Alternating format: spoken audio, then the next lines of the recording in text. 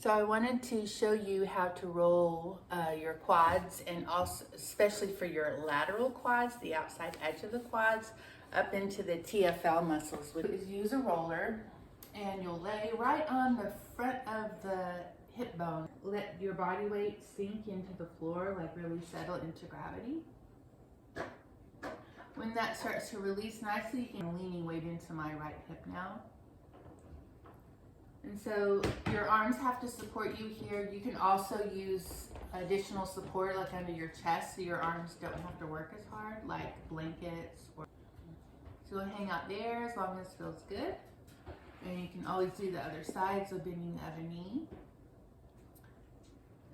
And then, so when that area feels complete, then you roll forward, let gravity sink into it. You can roll side to side here as well, like while you're holding yourself up a bit. So if that feels good, you can do that, do both sides, and then you'll roll down a little bit more until all the way you come right above your knees.